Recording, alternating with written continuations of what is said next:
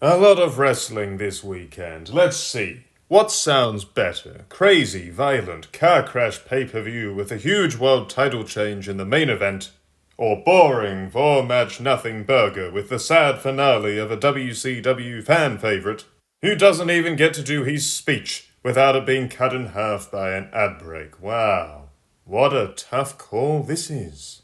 Now, All In was an incredibly long show, so I'll really only be focusing on the major matches and moments in this double review that proves what a nothing weekend I'm having. And we'll be going back and forth with the measly 4 bouts on Saturday night's lame event. First up, Will Ospreay and Swerve Strickland versus the Young Bucks. So last year, an abysmal angle saw the Young Bucks abuse their power in AEW along with their cronies, Puny and Kazuchika Okada, in a hostile takeover storyline. It was so poorly received that it was just quietly dropped in favor of John Moxley and Friends' own hostile takeover angle later that same year. Now, keep that in mind, because a lot of people genuinely thought that the Bucks were going to win here, despite the stipulation being that if they did, Ospreay and Strickland, two of AEW's most over babyfaces, could not even go near the world title for a whole year. If the Bucks lost, meanwhile, they lost their EVP positions, meaning they finally get some comeuppance for their scumbaggery and somewhat of a conclusion for last year's storyline. The right call was made here. Will Ospreay, again, with the Assassin's Creed stuff every damn time. Are those games even that popular anymore? They look very lazy and silly these days, and that live-action film did the franchise no favors.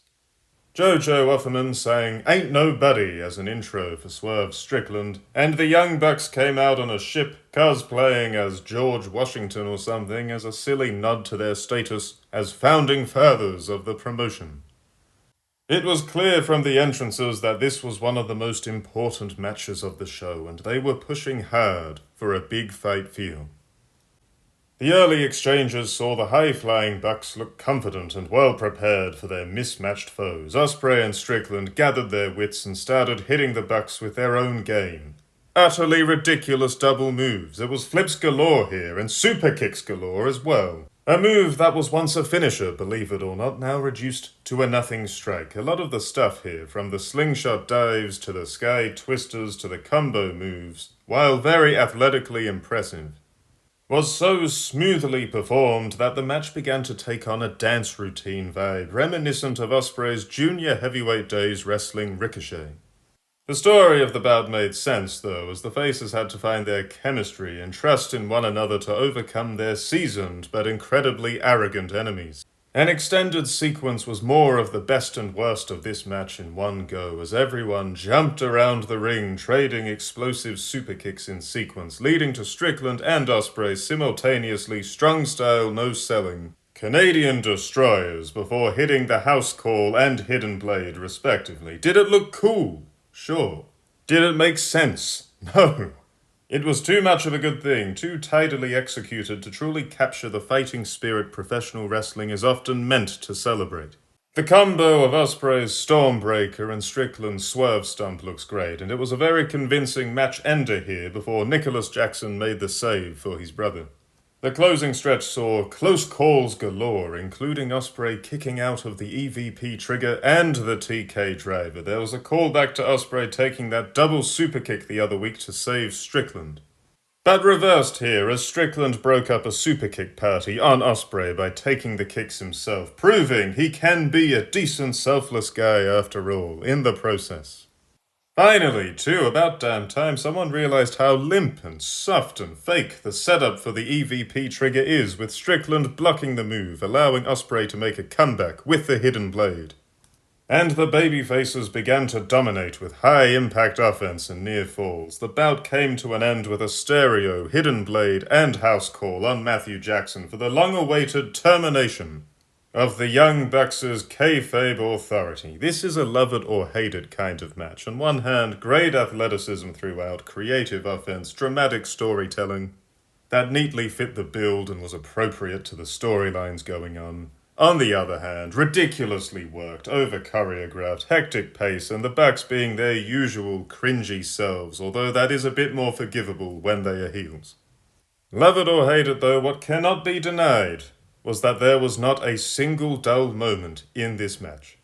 And speaking of dull, Saturday night's main event kicked off with pointless arrival shots of people already advertised for the show, because WWE under the TKO umbrella loves wasting time with empty content on their shows. We kick things off with the continued chumpification of Drew McIntyre. The Big Scot had Logan Paul in his corner here, opposite Randy Orton with Jelly Roll. After the Four's big segment on SmackDown this week, it took about 10 minutes of entrances and the like to actually get to the first bell, for a match that only went 8 minutes. Orton and McIntyre worked a fast pace. They'll have to, obviously, with the measly amount of time they've been given.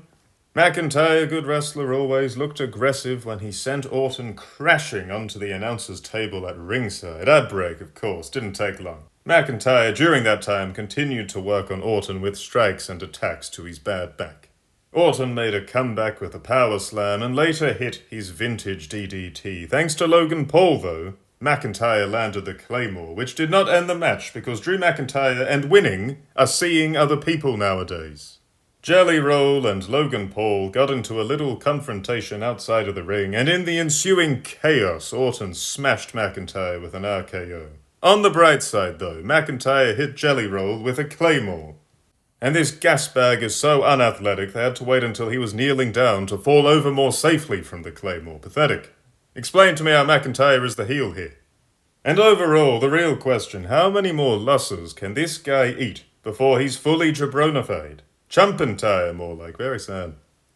And speaking of chumps, actual chumps, obviously Drew McIntyre, despite the bad booking, is still a cool wrestler. It would be wrong to call him a chump. Last year I said how McIntyre was largely booked in storylines as a bit of a choke artist. This was soon after his big feud with CM Punk had come to an end. And all these spastic mongoloid retards whose fathers are also their uncles said, "He's more over than ever because of CM Punk." Yeah, they seriously thought losing that Punk feud was going to lead to McIntyre being, I don't know, world champion or something, I guess. So I would like to take this time to tell every last one of those marks, go fuck yourselves, morons. Oh, they tried to promote, WWE that is, not the spastic retards I just addressed. WWE tried to promote Evolution by showing some women's watching in the crowd, but no one cares about that glad-handing, self-pat-on-the-back trash show, so we're going to move on.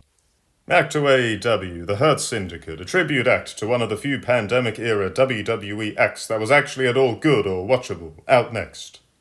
So Bobby Lashley's still pretty good and main event credible. Shelton Benjamin was always a talented, solid hand, even if he never made it past the mid-card anyway. MVP, good talker, effective manager, and MJF is tanning until he stops sticking out like a sore thumb, I guess. Jet Speed, two low psychology gymnasts, though I'll give Kevin Knight credit for clearly hitting the gym hard to at least look physically credible. And the Patriarchy, Christian Cage, an excellent, often very funny cheap heat heel, whose amusing gimmick has largely run its course, to be honest, and Nick Wayne, a key figure in AEW's always growing Twink division. Gee, I wonder which team wins here. In fairness, before the predictable Syndicate win, the challengers were allowed to get plenty of competitive offense in, keeping the match moving along and selling the idea that dominant tag champs may actually be in a bit of trouble for a change. Find the Remote and Stokely Go-Away are on commentary, an aggressive heel tag team who won a match on the pre-show. I'm sure they won't cause any trouble post-match here, oh no. Now, Bobby Lashley had his legs smashed to hell and back on Dynamite, if memory serves, but here he was absolutely fine. Not even a bit of tape on the area to sell the idea that getting whacked in the knee with a steel chair multiple times might cause a bit of wear and tear. But no, Lashley's miracle anti-aging supplements give him a Wolverine healing factor, apparently. The champs ran roughshod to start the bout, before moving into some fast-paced cruiserweight action as Mike Bailey and Nick Wayne went to work, with Bailey's hyperactive kicks lighting up the ring. Before he got absolutely flatlined by a vicious lariat from Benjamin. Lashley also demolished Bayley with a spear, and as ridiculous as this guy's offense and haircut and barefoot aesthetic are, this guy is also an absolute master of bumping hard to get the strength of his opponents over. Bayley and Knight in general took a lot of bumps and offense throughout the bout. There was a neat moment where Knight went for the tag, but Lashley had sent Bayley packing and was waiting in their corner, setting up Lashley just plowing through the competition. This guy's on the door of 50 and hasn't missed a step in look or movement. It really is quite impressive. Surprisingly, Christian Cage, the second biggest star in this match, did the job, eating a spear from Lashley so the Hurt Boys' reign can continue. After the match, oh no! What an absolute shocker! Find the Remote stepped in to cause trouble. Who could have possibly seen that coming? But they mostly focused on the patriarchy rather than picking a fight with the actual champions. Isn't that a bit strange? What could that possibly be leading to, I wonder? Twink Wayne and Twink Sabian then betrayed Cage as MILF Wayne looked on approvingly. Oh no, the most evil man in AEW is getting a taste of his own medicine. Or actually, maybe second most evil to Moxley, since Moxley is booked to be an attempted murderer from time to time. Either way, a fan's actually meant to be sad about this. The psychology of this post-match angle is an absolute mess. The heels are turning heel on a heel who's more of a heel than any of them. Edge's GOAT-tier entrance theme, one of the greatest songs ever for a wrestler to enter the ring. It helps us by an actual rock band, it's an actual song, it's not some deaf rebel trash. That song by Alter Bridge, it kicks in before the heels can Benoit Cage's brains with a steel chair. Now Cage's life, basically, is on the line in kayfabe. His skull is about to get pulverized. There's a large entrance ramp, and Edge wants revenge on Find the Remote. You'd think he'd come charging out quickly. Instead, he did his full entrance, begging fans to cheer for him. It was kind of like when Jeff Hardy debuted for AEW, there to save his brother / clout leech Matt from a beatdown, but took time to do his little entrance dance along the way. Anyways, Edge ran off everyone, one against all. He clearly doesn't even need an ally to deal with these jabronis, and then helps his brother turn friend, turned enemy up. And in a cringe-worthy callback to that hilarious time Cage told Edge what he really thought of him, says, "Go find yourself." Oh my goodness. So Cage is turning face, I guess. I can't be the only one who thought Edge turning heel and these two becoming the ultimate troll tag team would have been more fun, surely. US champion Solo Sikoa, in many ways WWE's best heel, since he actually aims for heel heat and proper villainy rather than begging fans to sing along to his entrance theme or chant along to his catchphrases. Or any of this other nonsense, defended his gold against his brother Jimmy next. Perfectly logical matchup since Uso got a pinfall on his peroxide-loving little bro on SmackDown. Match opened with a prolonged stare-down before Sikoa attacked.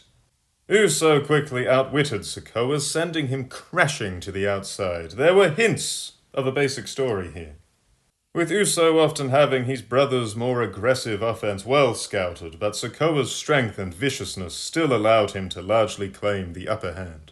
Sikoa relied on his fellow Nepo babies at ringside, setting up other fellow Nepo baby, not Jey Uso, to hit a clumsy moonsault to the outside. Hikuleo ate a super kick, gotta make that new henchman look strong, I guess, and then Sikoa avenged his roll-up loss on SmackDown with a roll-up on Uso to retain. This was an absolutely nothing match, frankly, but one that helps progress this latest chapter in the never-ending Samoa Tonga wars of the WWE.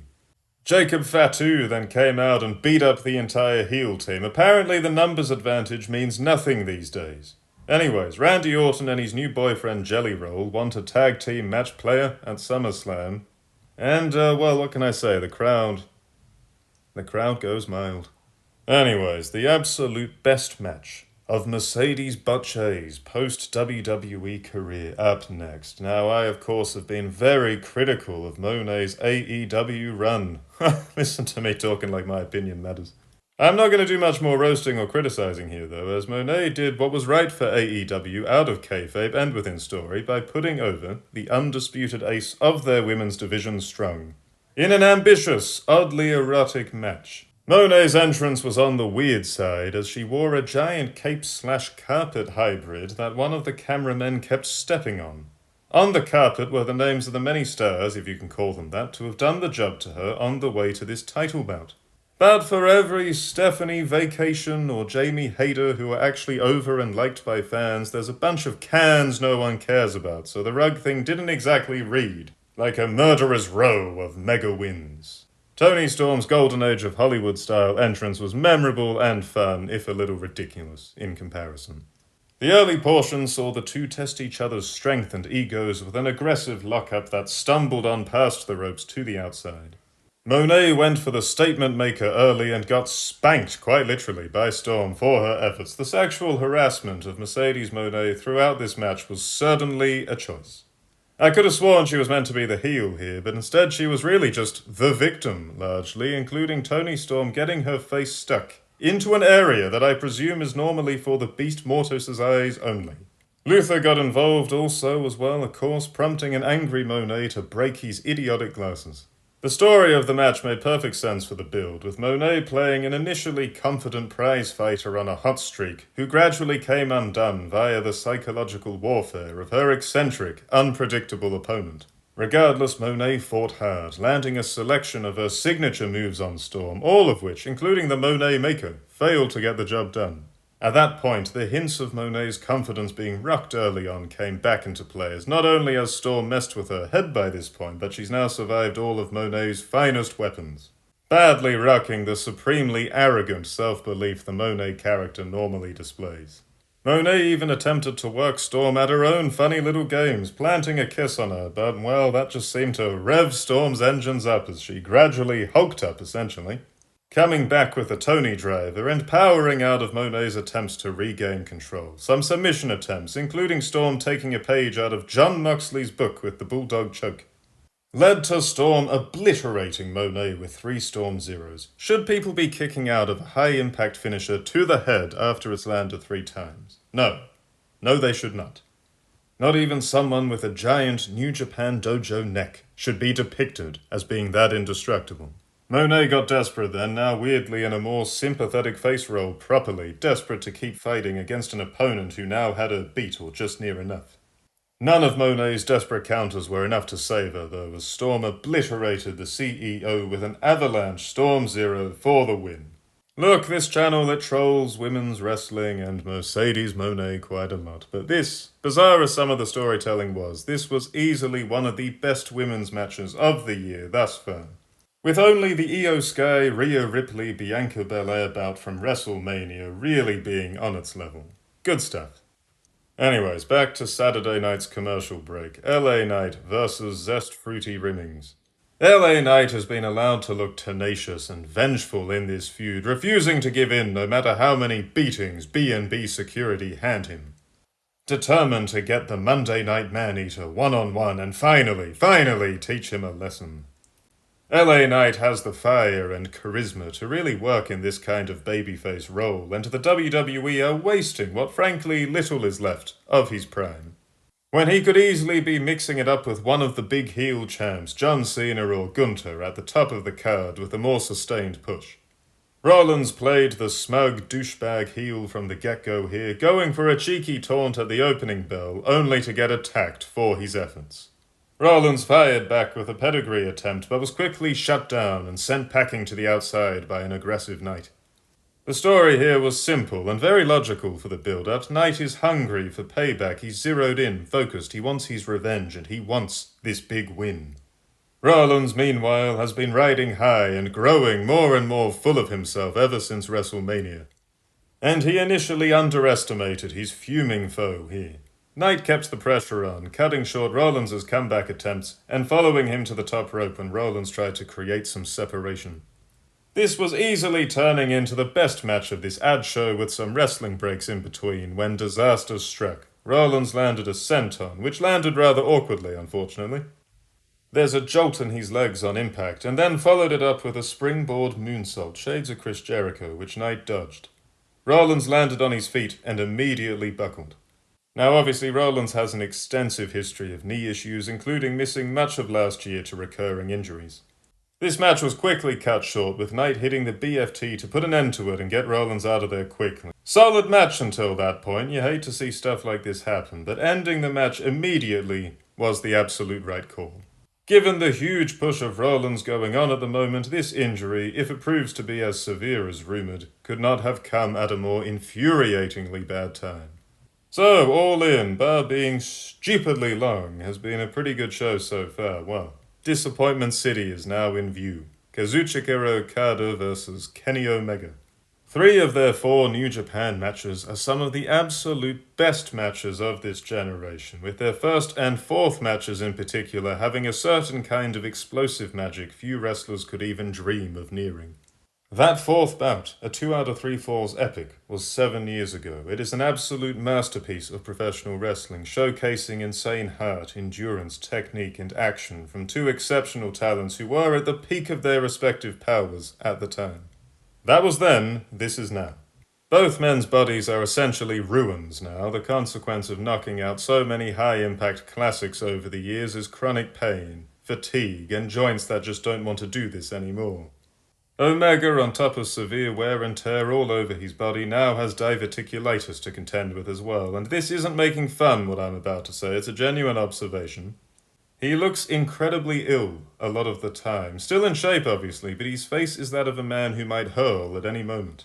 Okada, meanwhile, has largely treated AEW as his retirement plan, moving nonchalantly at half the pace and intensity of his prime New Japan run. Basically, it did not take a genius to know this bout was not going to live up to the high standards they'd set in the past.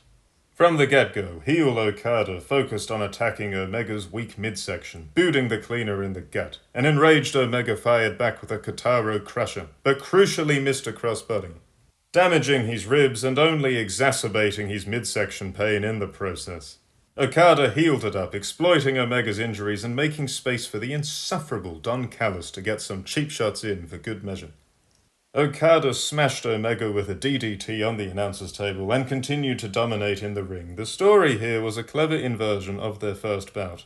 That time, a fiery heel Omega was obsessed with taking a respectable Okada down, an Okada who took pride in representing the honor of New Japan. Here, a noble but downtrodden and exhausted Omega, who has often taken pride in representing AEW, struggled against a cynical, mean-spirited Okada now rid of the sportsmanly nobility he'd built up in New Japan. Okada relished in keeping Omega grounded, building up anticipation for Omega's babyface comeback in the process. Omega eventually did just that, including rocking Okada with a brutal missile dropkick straight to the neck. The pace picked up from there, with the pair exchanging big moves in quick order, including a rapid-fire snapdragon from Omega, who then immediately came undone via Okada dropkick. In a grim testament to what the ring has done to his knees, Okada went up top for the elbow drop that no longer gets even an inch of height on it. Speaking of the top rope, Okada later risked his life with a grim callback to the first match with Omega, when the cleaner sent him crashing hard with a brutal top rope dragon suplex that saw all of Okada's weight land right on his face. The first time they did that, Okada's chin slammed so hard into his upper chest on impact that he had very noticeable bruising near the top of his sternum. High risk doesn't do justice to such a ridiculously dangerous bump. Anyways, the match was heating up. Audiences were into Omega's comeback when a bunch of jabronis, total nobodies like Rocky Romero and Trent Beretta, got involved as this all turned into a cheap heat mess of nonsense heel interference. Ref bump courtesy of Callis cost Omega the win, leading to the closing exchange and a final lethal rainmaker from Okada to end the bout. Now, just to be clear, disappointing and bad are 2 very different things. This was a good match, just nowhere near the level of their old work. New Japan's camera work also elevated them a lot. New Japan have this curious habit of constantly looking up at the wrestlers, using these angles and ringside shots to make everything feel big and imposing, compared to AEW's strong reliance on wide crane shots and the like. If you ever watch any Michael Bay movies, he does this a lot, where the cameras are at this upwards diagonal slant to make characters look like giants, making everything they're doing and saying immediately feel very big and important as they loom over you. It really is a clever trick, and it's one that more wrestling promotions should look to employ. And finally, an actual main event on a show typically falsely advertised as Saturday night's main event, Gunther versus Goldberg. The Atlanta crowd were fully behind Goldberg, who got a huge reaction for his classic coming out from the back entrance, thankfully minus the brain-scrambling headbutt to the door, seemingly. Goldberg, he may not move too well, but he is jacked for 58. He still looked dangerous out there. In the early exchanges, Goldberg was made to look strong, angrily shoving Gunther to the ground and coolly no-selling Gunther's chops and shoulder barges. The story here was exactly what you'd expect, with a determined Goldberg coming undone from years of wear and tear. He lit Gunther up with strikes, but the stress of attempting to get the ring general up for a jackhammer blew out his bad knee. He managed to get a second win by throwing Gunther from the top rope to the floor, but the cranky Austrian had the spear scouted and avoided it. A commercial blasted through 3 whole minutes of this bout. That's just rude, both to the viewers who tuned in to watch this, many of whom would have been drawn to this show specifically for this match, and to the talent here, where almost a whole quarter of their bout isn't even seen on TV. And better still, I watched most of this show on replay on WWE's YouTube page this morning. They don't show you the action that happened during the ad breaks there either. It just has a stupid logo screen until the ad break on the live broadcast ended. There is no excuse to not show that recorded action on replay, surely. Utterly pathetic stuff. Anyways, the match slowed down with Gunther exploiting Goldberg's bad knee to ground him and talk some trash. This became the core plot of the bout, as the bad knee slowed Goldberg down time and again as he went to make a comeback. Goldberg did make another comeback eventually, much to the fans' joy. That led to him hilariously breaking Charles Robinson in half with a spear when Gunther sidestepped the charge. Gunther then went to go and get some cheap heat by picking on Goldberg's son. This opened up one last cuck tease of a Goldberg win as he finally landed the spear on Gunther, followed by one jackhammer, the final jackhammer of his career, presumably. Executed safely, thankfully, not like that time he drilled a hole in the mat with the Undertaker's head. Unfortunately, the replacement referee for the now crippled Robinson was late, inadvertently saving the match for Gunther in an infuriating near fall, before Gunther made a comeback and choked out Goldberg for the win. That was an okay match, all things considered. Gunther did a good job of dragging the match out without making it boring, and he sold sensibly for Goldberg's offense whilst presenting himself as a complete jerk to keep the crowd heat levels high. Great performance. Gunther is an excellent wrestler so long as Jey Uso is nowhere to be seen. And you know, it might have been nice for Gunther to show Goldberg some respect after the bout. Maybe he's impressed by Goldberg's heart and resilience. Let's remember, he showed that clown, Shat McAfee, some respect. So why not Goldberg? Instead, Gunther cleared off almost immediately, and Goldberg stood up to give us a nice retirement speech. At least, I assume it was nice, as a disgusting ad break interrupted a beloved WCW legend's speech right after his final match. What the hell is that? Seriously, fuck this corporate slop company. Vince McMahon was a bit of a slop merchant sometimes, sure, but he was never a disgusting, greedy whore for money like this. He managed to be a billionaire whilst also ensuring his shows were paced and ad-breaked sensibly and people's promos actually got screened properly. This was garbage. Especially for poor Goldberg. I mean, what a slap in the face that was. Anyways, let's wrap this up. I'm all wrestled out with this endless content this weekend. Jon Moxley, the AEW briefcase champion, a man who has severely hurt and helped AEW all at once with this utterly bizarre Death Riders angle, is in the house to defend against AEW's longtime main character, Hangman Page. On one hand, the Death Riders are indeed masters of cringe who have done nothing good for AEW's ratings. On the other hand, though, Moxley is such an unlikable, unpleasant heel that it has prompted the AEW faithful to strongly rally behind the promotion's babyfaces, which, if nothing else, is a big positive for moving forwards. Anyways, Hangman Page, AEW's long-running showcase of how good their character arcs can sometimes be, is in the house for some redemption. Last time he won the title, it was about overcoming his vices and insecurities to finally defeat his pal-turned-nemesis, then-heel champ Kenny Omega. Here, it was about coming good after a fall into darkness last year, his grim personal feud with Swerve Strickland, a classic bloody rivalry. sent him spiraling back into booze and robbed him of his honor as he resorted to burning Swerve's house down and sadistically mutilating him in an unsanctioned bout for revenge. This year, Hangman, while he'll never be the heroic idealist of his first title run again, gradually found his decency, growing into the hero AEW needed in the face of a spiteful monster holding the main title hostage. The bout kicked off in some forearm exchanges before quickly moving into satisfying Jon Moxley's unfortunate addiction to opening up his own head. Hangman trapped him in a triangle and stabbed his cue ball several times, prompting Moxley to leak like a sieve. And this all got very messy from there, with barbed wire, biting, bleeding, Moxley licking his bloody hand. AEW love their vampirism for some reason. As always, Moxley seems to be aiming for Bruiser Brody or Cactus Jack levels of chaos, but winds up being more reminiscent of Ian and Axel Rotten or the Necro Butcher, as he carved Hangman up with some broken glass. Eventually, as was to be expected, the rest of the Dick Riders got involved, with Wheeler Yuta coming in to be a useless chump as always first, before Hangman planted Marina Shafir through a table to a megapop from the crowd. A dead-eye onto broken glass prompted Cesaro to charge out, followed by Will Ospreay, followed by British Carl Anderson, who wiped Ospreay out with a pile driver on the floor. Cesaro then destroyed Ospreay's neck with a steel chair. They really made the Bruv Boy look quite stupid here. It was very strange booking.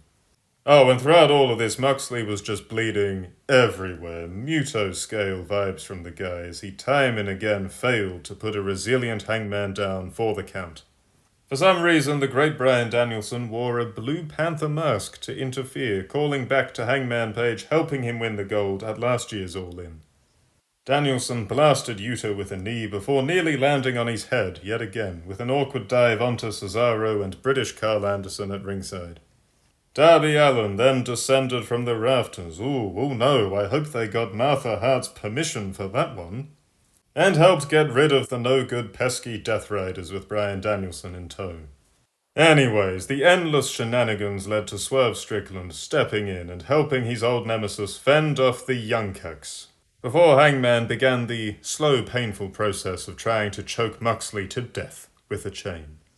Gotta say, the chain lynching spot looked pretty fake here, but that was quickly distracted by the guy, again, Moxley always hurting himself, going onto a nail board. Good grief. And then freaking out and submitting when Page hung him over the apron. Huge crowd reaction to this, and Strickland smiling at helping the man he hated most was an interesting piece of long-term storytelling done right. Although I think we all know these two feuding again is inevitable down the road. Page winning was great, epic moment to close this excessively long but fairly rewarding show on. That being said, this match shamelessly knocked off the endless shenanigans of Roman Reigns versus Cody Rhodes at Mania 40. And where Reigns and Rhodes did a mostly tasteful, logical match interspersed with huge names like John Cena and The Rock and The Undertaker stepping in, this match was a bloodbath of excess interspersed with a lot of jabroni mid-carders, among some actually decent names as well, of course. Could have in many ways been better, to be honest, but at least the Moxley era is over. Something Excalibur played up in commentary, promising a new generation of AEW moving forwards. And for all of its flaws, this was still one of the absolute best shows of the year so far, and Triple knows he can take his little competing shows with it, and he can shove them up his ass as far as I'm concerned. You know, if there's even room between Stefanepo McNotalon's strap-on and the dicks of the TKO top brass up there already, at least. No one cares about Evolution. Most people, sadly, have stopped caring about heel John Cena, and maybe AEW really are about to make a comeback. Honestly, let's hope so. Just to get a nice little fun break from commercial slop and gimmicks for retards, if nothing else.